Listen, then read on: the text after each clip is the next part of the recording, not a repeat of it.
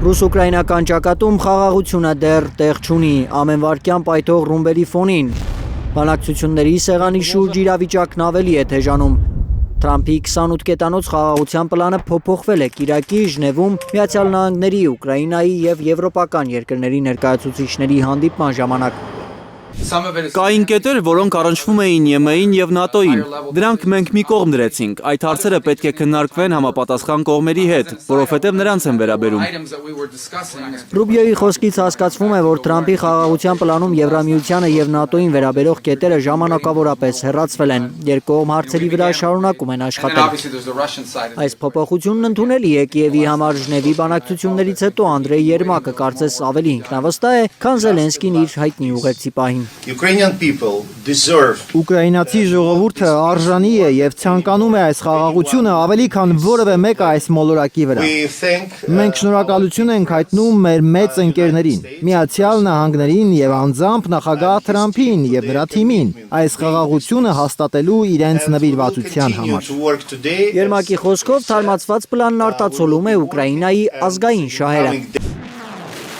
Մինչ այս հրապարակված փաստաթղթով Կիևը կորցնողի դերում էր, զինաթափման փաստաթուղթ էին անվանում փորձագետները Թրամփի առաջարկը, քանի որ տարածքային կորուստներից բացի սահմանափակվում էր ուկրաինական բանակը։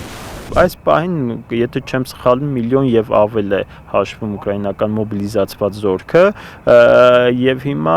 կարծեք թե պարտադրվում է որոշակի քանակ, ընդ որում այդ քանակն էլ վերջնական չի, ես կարծում դա բանակցությունների արդյունքում կարող է ապես փոխվել,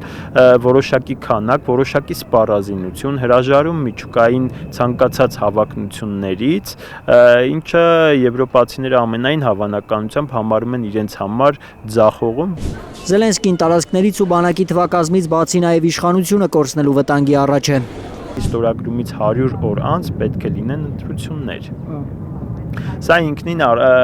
փորձ է որոշակի այսպես փոխզիջումների միջոցով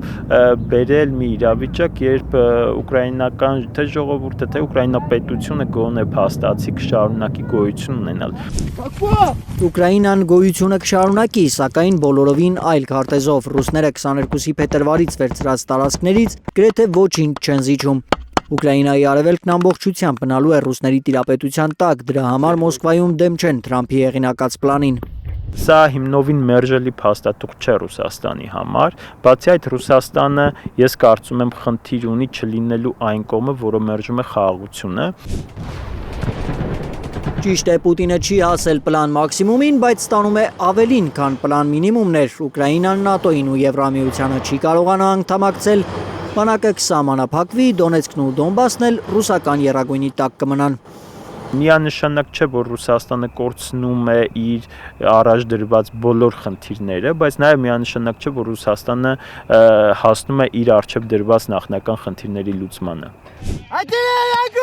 28 կետանոց հայտնի փաստաթղթի շուրջ բանակցությունները դժվար թե մեկ հանդիպմամբ ավարտվեն, կարծում է քաղաքագետ Արա Պողոսյանը։ Ըստ նրա, խաղաղության ծրագիրը դեռ փոփոխվելու է։